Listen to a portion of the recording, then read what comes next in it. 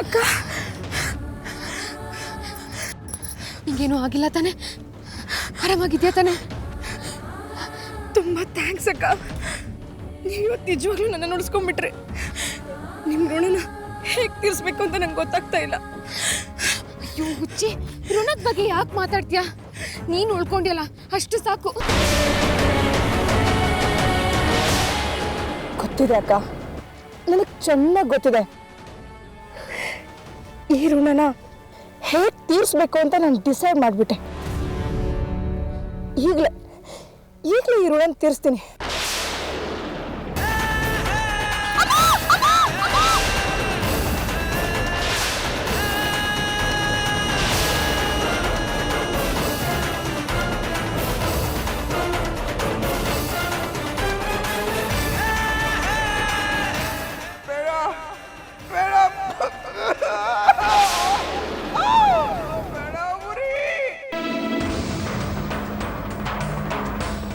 ಇಲ್ಲ, ನನಗಿದನ್ನೆಲ್ಲ ಕೇಳಿಸ್ಕೊಳಕ್ಕಾಯ್ತಿಲ್ಲ.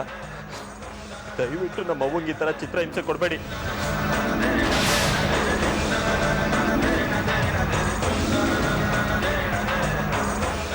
ಇಲ್ಲ, ನಮ್ಮವ್ವ ಹುಷಾರಾಗಬೇಕು ಅಂದರೆ ಈ ಔಷಧಿ ತಗೊಳ್ಳೇಬೇಕು, ಇದನ್ನೆಲ್ಲ ಅನುಭವಿಸ್ಲೇಬೇಕು. ದೇವ್ರೆ, ದಯವಿಟ್ಟು ನಮ್ಮ ಅವ್ವನ್ ಕಾಪಾಡಪ್ಪ.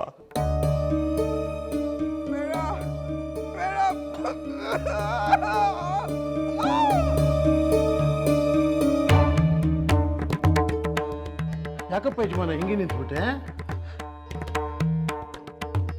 ಪಂಡಿತ್ರೆ, ನಮ್ಮ ಅವ್ವ ಆ ಪಾಟಿ ಕಿರಿಸ್ತಾ ಇದ್ದಿದ್ದು ನನ್ನಿಂದ ಕೇಳಿಸ್ಕೊಳಕ್ ಆಯ್ತಿರ್ಲಿಲ್ಲ.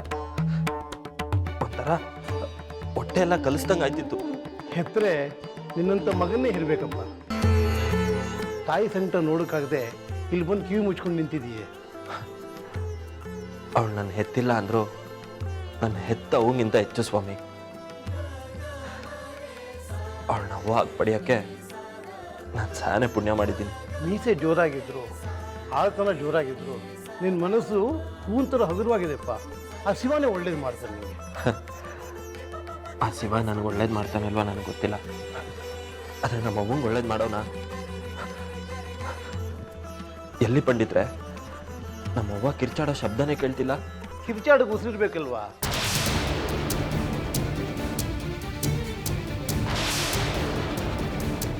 ಹೆದರ್ಕೋಬೇಡ, ಉಸಿರೇ ಹೊಂಟೋಯ್ತು ಅಂತ ಹೇಳಲಿಲ್ಲ. ಕಿರ್ಚಿ ವಾಂತಿ ಮಾಡಿ ಸುಸ್ತಾಗಿ ಪ್ರಜ್ಞೆ ಹೊಂಟೋಗಿದೆ. ಹೋಗಿ ನೋಡು.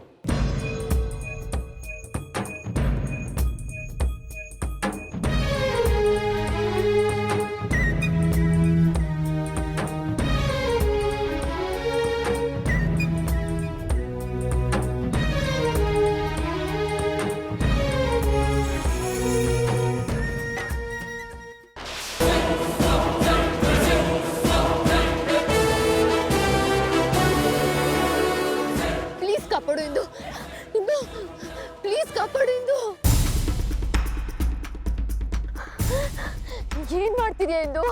ಏನ್ ಮಾಡ್ಬೇಕು ಅಂತ ಬಂದಿದ್ನೋ ಅದನ್ನೇ ಮಾಡ್ತಾ ಇದ್ದೀನಿ. ಚಟ ಎಲ್ಲ ಬೇಡ. ನಾನ್ ನಿನ್ನ ಕಾಪಾಡೋದಕ್ಕೆ ಅಂತ ಬಂದ್ರೆ ನೀನೇ ನನ್ನ ಸಾಯಿಸ್ತಾ ಇದೆಯಲ್ಲ. ಹೌದು ಐಶ್ವರ್ಯ, ನಾನ್ ನಿನ್ಗೊಂದು ಗತಿ ಕಾಣಿಸ್ಬೇಕು ಅಂತ ನಿರ್ಧಾರ ಮಾಡಿ ಎಷ್ಟು ವರ್ಷ ಆಗಿತ್ತು. ಅದಕ್ಕೆ ಇವತ್ತು ಕಾಲ ಕೂಡ ಬಂದಿದೆ. ಇಂದು ನೀನ್ ತಪ್ಪು ಮಾಡ್ತಿದ್ಯಾ. ಈ ಹುಚ್ಚಾಟ ಎಲ್ಲ ಬೇಡ. ಇನ್ನು ಕಾಲ ಮೀರಿಲ್ಲ. ನಾವೆಲ್ಲರೂ ನೆಮ್ಮದಿಯಾಗಿ ಬದುಕೋದ್ರ ಬಗ್ಗೆ ಯೋಚನೆ ಮಾಡೋಣ. ನೆಮ್ಮದಿ ಬಗ್ಗೆ ಮಾತಾಡ್ತಾ ಇದೀಯಾ? ನಿನ್ನಿಂದಾಗಿ ನಮ್ಮ ಫ್ಯಾಮಿಲಿ ಸರ್ವನಾಶ ಆಗೋಯ್ತು. ನಿನ್ ಮೇಲೆ ದ್ವೇಷ ತೀರ್ಸ್ಕೋಬೇಕು ಅಂತ ಎಷ್ಟು ವರ್ಷದಿಂದ ಪ್ಲಾನ್ ಮಾಡಿದ್ದೆ. ಅದಕ್ಕೋಸ್ಕರ ಮಹೇಶನ್ ಹಿಂದೆ ಬಿದ್ದು ಅವನ್ ಕೈ ಕೊಡ ಅಸಾಮಿ ಅಂತ ಗೊತ್ತಿದ್ದು ಲವ್ ಮಾಡಿದೆ.